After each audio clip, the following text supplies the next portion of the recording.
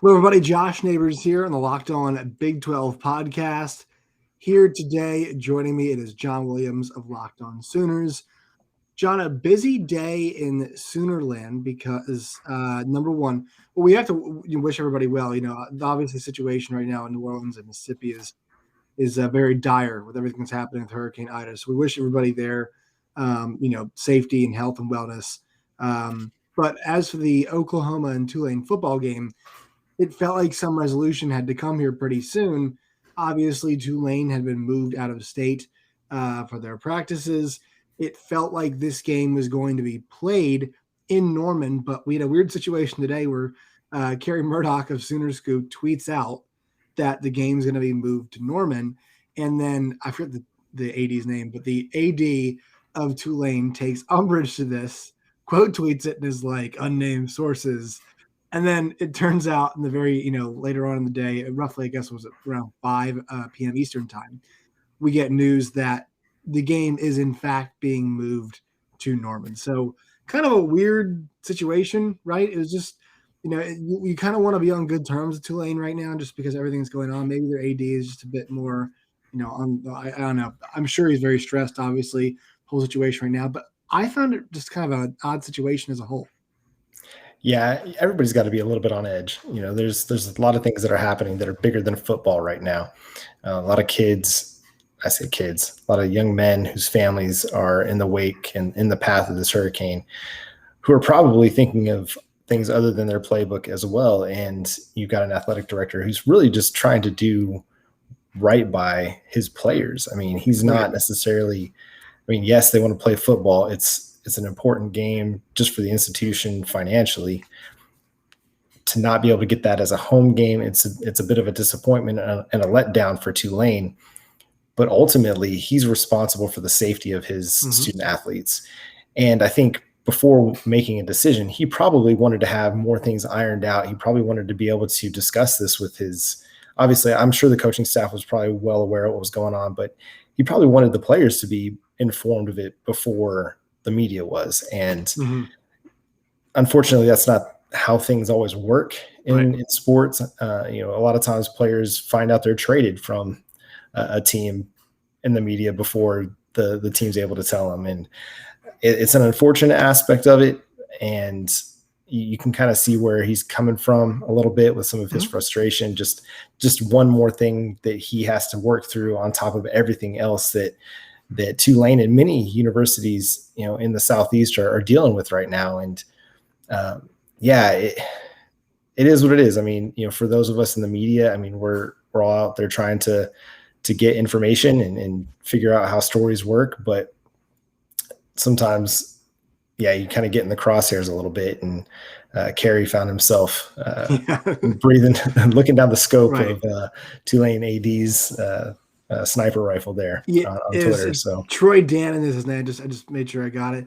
Yeah, and like Kerry comes on the Sirius XM show I work on. He seems like I've not met him personally. Seems like a really nice guy, really energetic guy. And look, he's just trying to get the information out to the Oklahoma fan base. Obviously, a fan base that cares very deeply, and so this news is important to them. But I understand Troy Dannon's point of saying, look, we got all these players and our coaching staff, and they haven't been informed yet. And also, I'm sure there's some other details they wanted ironed out as well, right? So it's one of those important situations, but I don't blame Kerry necessarily for getting the info out there. You know what I mean? This just kind of It's part of the job. It's part of what you do. Yeah, absolutely. In the media side of things. But I do want to pull this up just to kind of give some context here. So you flipped that game at Tulane that I have right there in the schedule. And Oklahoma's got 4 home games to start off the year. They don't go on the road until October 2nd. Now, I know some people might be cynical or skeptical about whatever's happening here. And look, also, big piece of news here is that the proceeds, I believe, from the tickets, as I'm reading here from Fan Nation, from SI, it's going to go to Tulane. Tulane's going to make money off this, and I'm sure Oklahoma and ESPN and ABC are going to be doing all they can to give some money over to hurricane victims, all that stuff. So that's good. But as it pertains to the school in the Big 12, Oklahoma, this works out really well for them because now they get a nice chance here to play 4 games at home and get themselves kind of on the run here, if you will, before they have to go face any road competition. It's a wild circumstance that they're going to be playing 4 games on the road. One of my colleagues over at Sooners Wire, Jay Attal, mentioned that in one of his pieces today over at Sooners Wire. And I just thought, wow, that's shocking. Like, it's rare to see a team play 4 straight home game. Obviously, there's some extenuating circumstances as far as that's concerned, but it benefits the Oklahoma Sooners just as a football team in general. It's almost like they're going to get a second training camp where they'll be able to almost play these first 3 non-conference games like an NFL preseason, so to speak. And, these 3 games, obviously, Oklahoma's going to be highly favored in all 3 of them. I think they're opened as 26.5-point favorites at BetOnline. As 27-point favorites at BetOnline. And, this is just going to be a team that is going to be very comfortable with their surroundings over the next first 4 weeks of the season. Obviously, when they go on the road to play Kansas State, that's going to be a huge test for them. They haven't been able to beat Chris Kleiman and Kansas State in each of the last 2 years. So they should be well prepared and well rested when they do go to Manhattan the first week of October.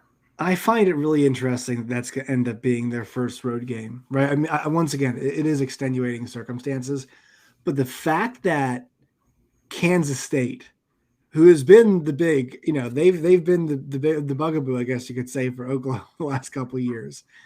And the fact that with all the circumstances that just happened right at the offseason with Oklahoma leaving, I mean, I know Manhattan is not known as as one of the rougher environments in the Big 12, but Bill Snyder Family Stadium is going to be an atmosphere, man, regardless of how well Kansas State's playing to that point because of their last couple seasons against Oklahoma, and because of Oklahoma leading the conference, that is going to be a really hostile atmosphere in a game that you really wouldn't think would be. If you look down the line, you think about all the difficult teams they got to play.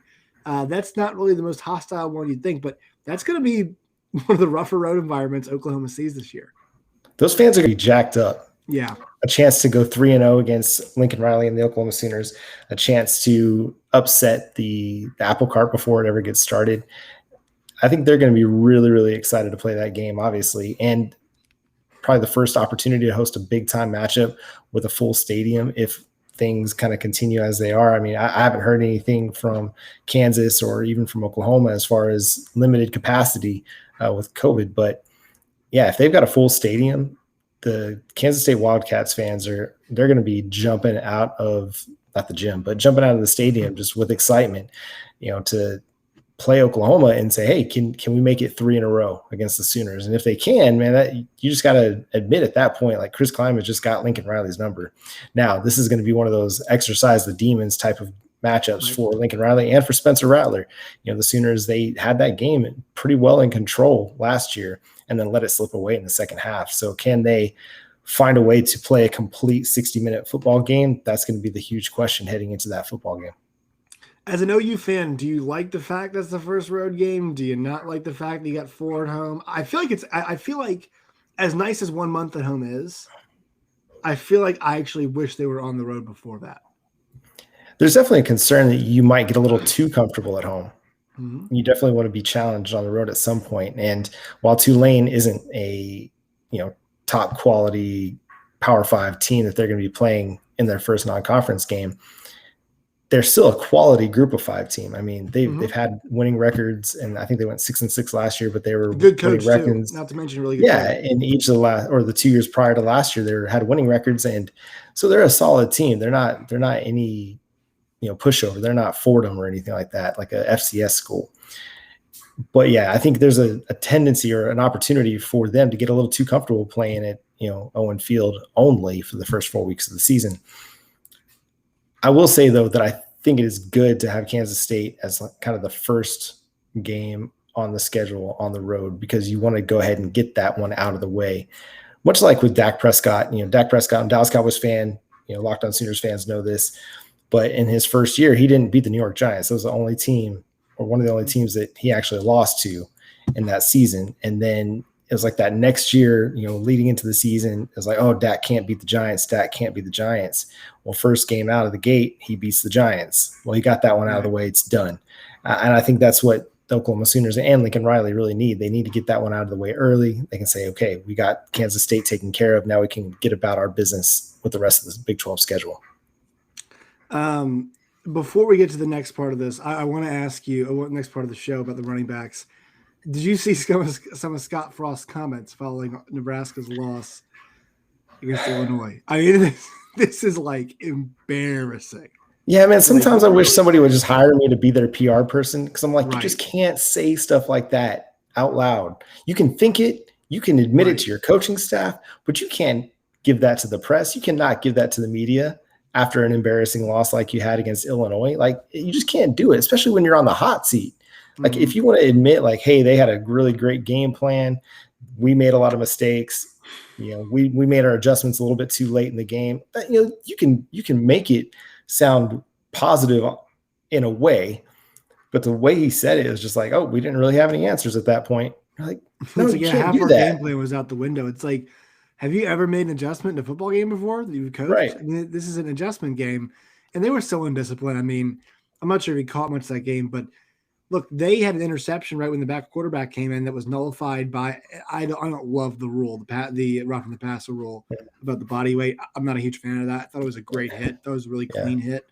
On I think it's Artur Sikowski is how it's pronounced. But look, at the end of the day, they let that guy dice him up, and that guy was horrible at Rutgers. And they just let him tear him apart. And so, you think about that.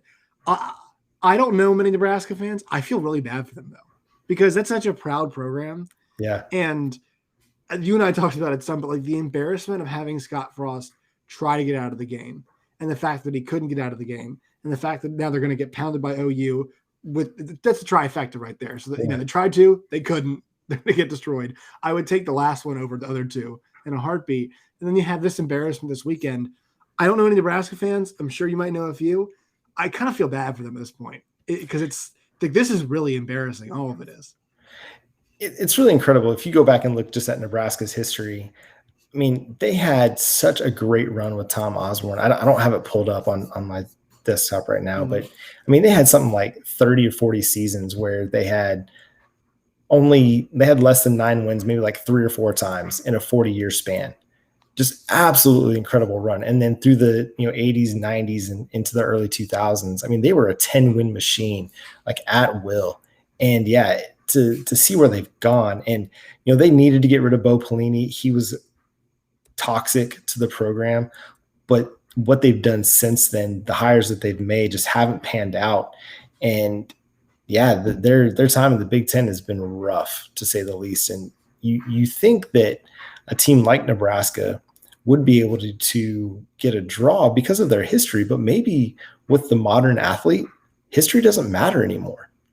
And unless you can prove to a kid that he's going to be able to take the next step and get to the NFL, or now with NIL that you're going to be marketable playing for Nebraska, then it's going to be hard to recruit. So I don't know really where they go from here, but I know that Scott Frost, he just isn't it. I mean, if the first few seasons of his tenure at Nebraska haven't proved it yet, the season's about to.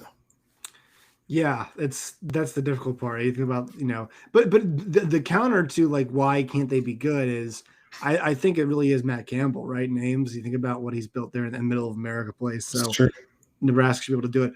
All right, let's talk about Oklahoma running backs.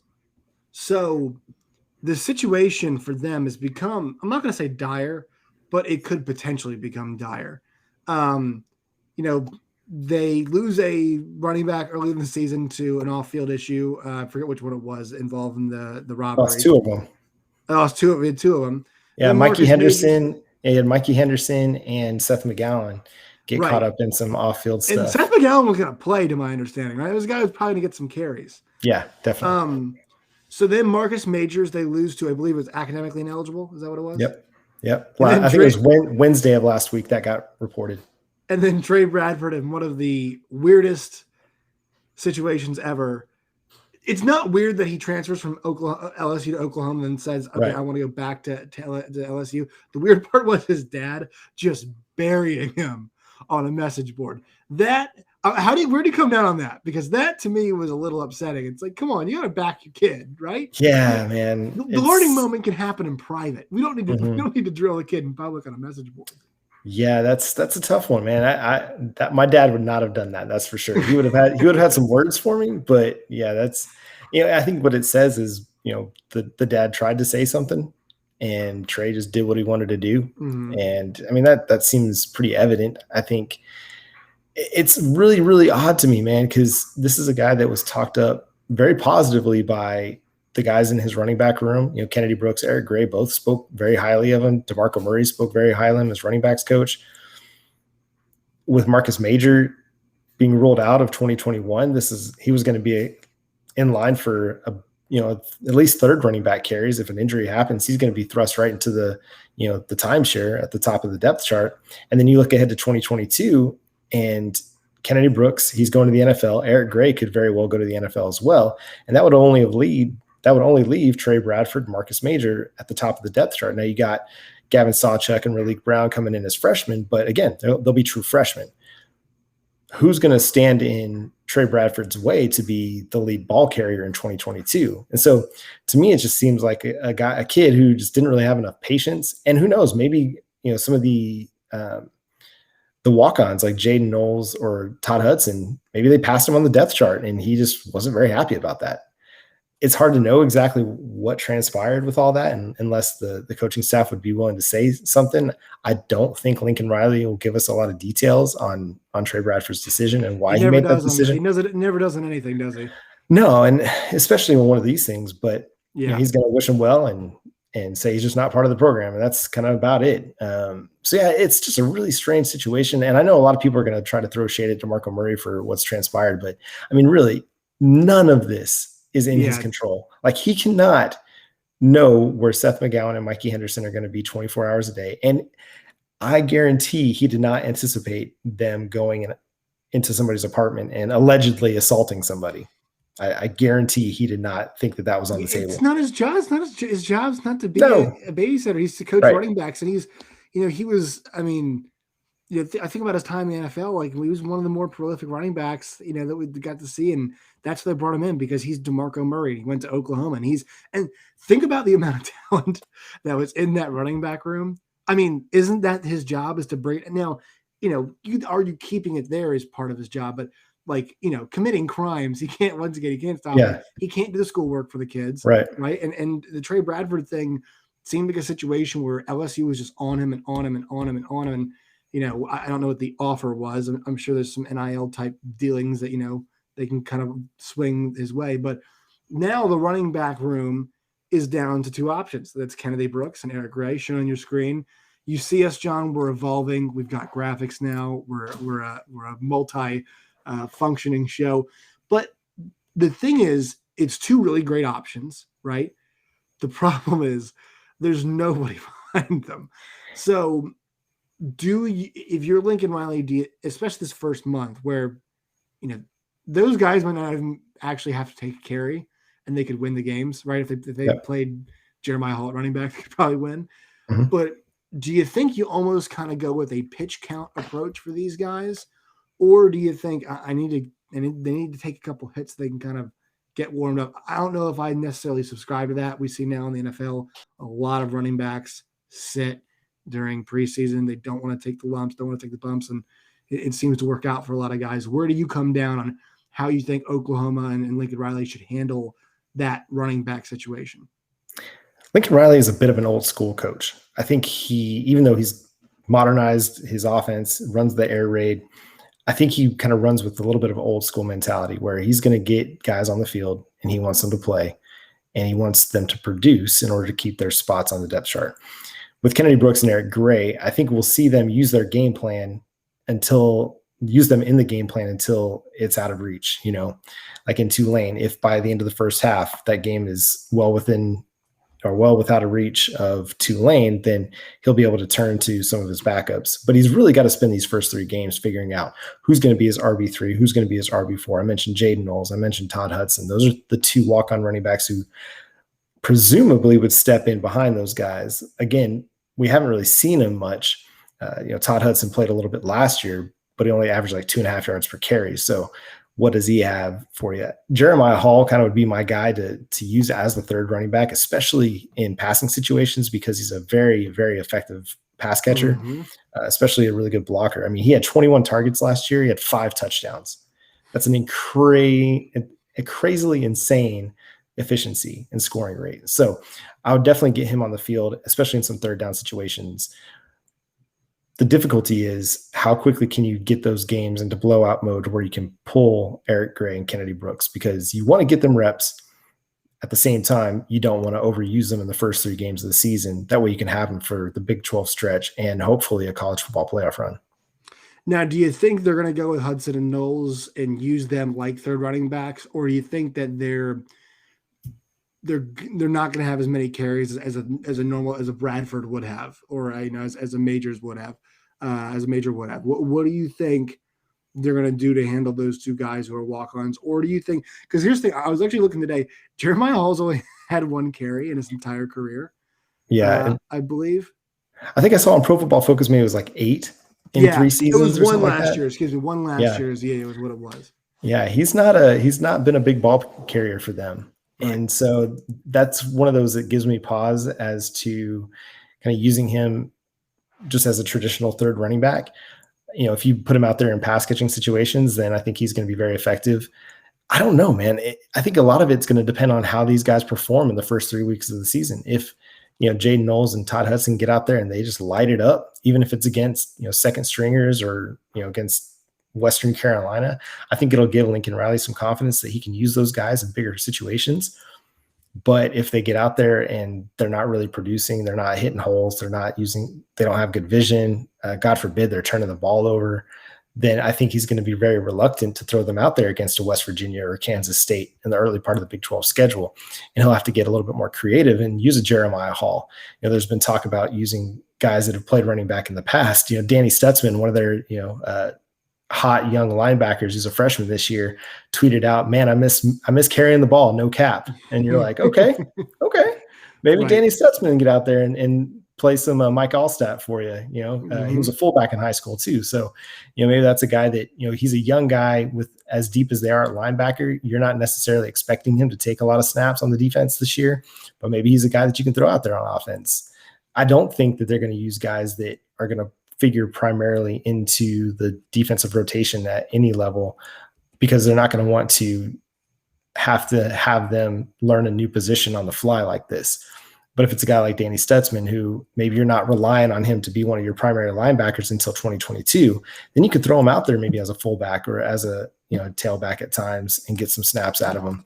I don't know. It's going to be really interesting to see. So much of it's going to depend on how Knowles and Hudson perform in these first 3 weeks to help us know how the running back room is going to shake out. They've got guys like Mario Williams or Marvin Mims, right, who they can kind of use in a CeeDee Lamb style role where it's a wide receiver, but you're going to put him in the backfield and use him as a tailback. I don't know. In a passing situation, maybe that works out, but you're not going to want to hand those guys the ball, in my opinion.